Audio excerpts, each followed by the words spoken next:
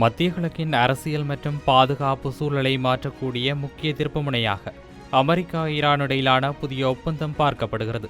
ஒப்பந்தம் கையெழுத்தாகும் தருவாயில் இருப்பதாக அமெரிக்க அதிபர் டொனால்ட் ட்ரம்ப் அறிவித்துள்ள போதிலும் அதன் உண்மையான உள்ளடக்கம், நடைமுறைப்படுத்தும் விதம் மற்றும் இருதரப்பும் ஏற்றுக்கொண்டுள்ள நிபந்தனைகள் குறித்து இன்னும் பல கேள்விகள் பதிலின்றியே உள்ளன. இதேவேளை அமெரிக்க அரசியலிலும் இந்த ஒப்பந்தம் கடும் விவாதத்தை ஏற்படுத்தியுள்ளதுடன் இஸ்ரேல் மற்றும் லெபனான் உள்ளிட்ட பிராந்திய நாடுகளும் அடுத்த கட்ட முன்னேற்றங்களை உன்னிப்பாக கவனித்து வருகின்றன. இதேவேளை ஈரான் அமெரிக்க ஒப்பந்தம் குறித்து ஏராளமான கேள்விகள், ஏராளமான தெளிவின்மை காணப்படுகிறது.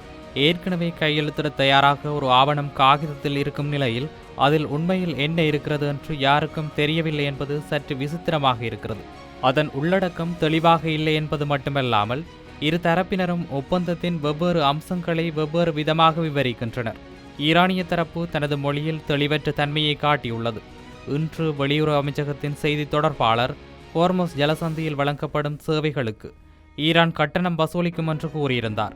இது ஈரான் நீண்ட காலமாக கோரி வரும் ஒரு விடயமாகும்.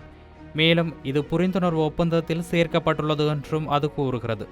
ஆனால் அமெரிக்கர்கள் அத்தகைய நிபந்தனைகள் எதையும் குறிப்பிடாமல் ஜலசந்தி உடனடியாக மீண்டும் திறக்கப்பட வேண்டும் என்று கூறுகின்றனர்.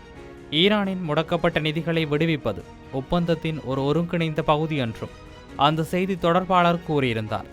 ஆனால் அவர் எந்த ஒப்பந்தத்தை பற்றி பேசுகிறார் என்பது தெளிவாக இல்லை. அது புரிந்துணர்வு ஒப்பந்தமா அல்லது இன்னும் பேச்சுவார்த்தை நடத்தப்பட வேண்டிய பிற்கால ஒப்பந்தமா? அதேபோல் இப்பகுதியில் வெளிநாட்டு இராணுவ தளங்களின் இருப்பு முடிவுக்கு வர வேண்டும் என்றும் அவர் கூறியிருக்கின்றார். ஆனால் அது இந்த புரிந்துணர்வு ஒப்பந்தத்தில் உள்ளதா என்பது எங்களுக்கு உண்மையாகவே தெரியாது. எனவே கடைசி நிமிடம் வரை நிறைய கேள்விகளும் நிறைய தெளிவின்மையும் இருக்கின்றன. இதேவேளை ஒப்பந்தம் ஞாயிற்றுக்கிழமை கையெழுத்தாகும் என ட்ரம்ப் கூறுகிறார். ஆனால் ஈரான் காலக்கெடு குறித்து மறுப்பு தெரிவித்துள்ளது. சனிக்கிழமையன்று அமெரிக்க அதிபர் டொனால்ட் ட்ரம்ப் ஈரானுடன் ஒப்பந்தம் நாளை கையெழுத்தாக திட்டமிடப்பட்டுள்ளது என்றும் இந்த ஒப்பந்தம் கையெழுத்தானால் ஹோர்முஸ் ஜலசந்தி மீண்டும் திறக்கப்படும் என்றும் கூறியிருந்தார்.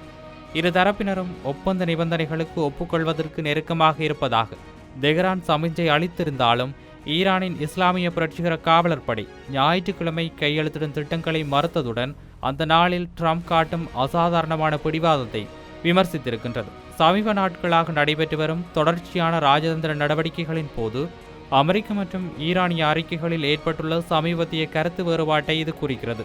வாஷிங்டனுக்கும் தெஹ்ரானுக்கும் இடையே ஒரு புரிந்துணர்வு ஒப்பந்தம் கையெழுத்தாகினால் அதன் கட்டமைப்பை எவ்வாறு செயற்படுத்துவது என்பது குறித்து புதிய 60 நாள் பேச்சுவார்த்தை காலம் தொடங்கும் என்று ஒரு அமெரிக்க அதிகாரி வெள்ளிக்கிழமை தெரிவித்திருக்கின்றார். நேரில் சந்திக்கும் திட்டங்கள் கைவிடப்பட்டு அதற்கு பதிலாக மின்னணு முறையில் கையெழுத்திடும் திட்டம் முன்னெடுக்கப்பட்டுள்ளது என இந்த விவகாரம் குறித்து அறிந்த அதிகாரிகள் ஒரு வெளிநாட்டு ஊடகத்திடம் தெரிவித்திருக்கின்றனர்.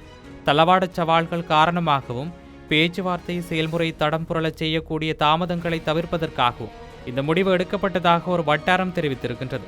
இதேவேளை திட்டமிடப்பட்ட ஈரான் ஒப்பந்தம் குறித்து ட்ரம்பை ஜனநாயக கட்சியினர் விமர்சித்திருக்கின்றனர். ஈரானுடன் ட்ரம்ப் ஏற்படுத்தவிருக்கும் எதிர்பார்க்கப்படும் அமைதி ஒப்பந்தம் குறித்து ஜனநாயக கட்சி சட்டமன்ற உறுப்பினர்கள் சந்தேகம் தெரிவித்துள்ளனர். போர் முடிந்துவிட்டது என்று ஜனாதிபதி கூறுகிறார். அவர் சொல்வது சரியாக இருக்க வேண்டும் என்று நான் நம்புகின்றேன்.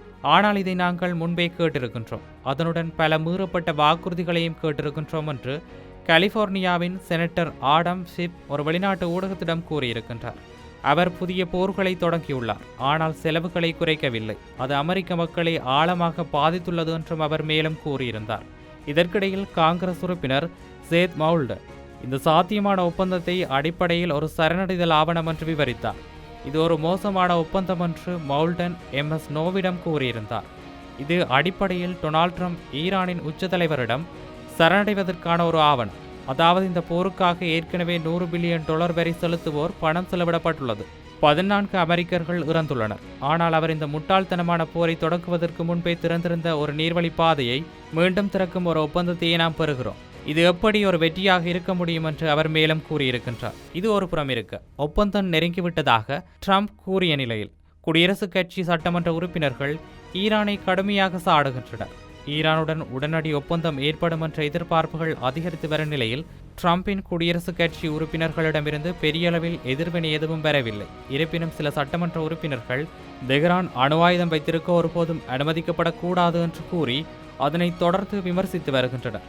ஈரானின் ஊடகம் வெளியிட்ட ஒரு காணொளியில் குடியரசுக் கட்சி செனட்டர் ரான் ஜான்சன் அணு ஆயுதம் ஏந்திய ஈரான் அமெரிக்காவிற்கு ஒரு இருப்புக்கே அச்சுறுத்தலாக இருக்கும் என்று கூறினார். அதை தடுப்பதில் ட்ரம்ப் வெற்றி பெறுவார் என்று அவர் நம்பிக்கை தெரிவித்ததோடு ஈரானின் அயதுல்லாக்கள் வரலாற்றின் குப்பை தொட்டியில் வீசப்பட வேண்டும் என்றும் கூறியிருந்தார். குடியரசுக் கட்சி காங்கிரஸ் உறுப்பினரான ஜான் ஜேம்ஸ் அமெரிக்கா ஈரான் இடையேயான சாத்தியமான ஒப்பந்தத்தின் மூலம் என்ன விளைகிறது என்பதை காண ஆர்வமாக இருப்பதாக ஒரு ஊடகத்திடம் தெரிவித்திருக்கின்றார். மேலும் ட்ரம்பின் அழுத்தம்தான் தெஹ்ரானை பேச்சுவார்த்தை மேசைக்கு வர கட்டாயப்படுத்தியது என்றும் அவர் கூறியிருக்கின்றார். அதிபர் ட்ரம்ப் அமைதியின் அதிபர், ஆனால் அவர் வலிமையின் அதிபரும் கூட என்று சரியாக இதனால் தான் தெஹ்ரான் பேச்சுவார்த்தை மேசைக்கு வருகிறது என்றும் அவர் கூறியிருக்கின்றார். இதற்கிடையில் நெப்ராஸ்காவின் பிரதிநிதி டான் ஃபேகன் ஈரானிய அரசாங்கத்துடன் ஒரு நீடித்த உறவுக்கான தனது நம்பிக்கையை பற்றி பேசிய முன்னாள் அமெரிக்க ஜனாதிபதி ஜிம்மி கார்ட்டரின் பழைய காணொலி ஒன்றை பகிர்ந்திருக்கின்றார். அவர் எழுதியதாவது: ஈரானிய ஆட்சி நம்மை முற்றிலும் வெறுக்கிறது. ஈரானின் ஆட்சியை பொறுத்தவரை நம்பிக்கை ஒரு உத்தி அல்ல, அவர்கள் சந்திக்கும் உறுதிக்கு மட்டுமே பதிலளிப்பார்கள் என்று அதில் எழுதியிருந்தார்.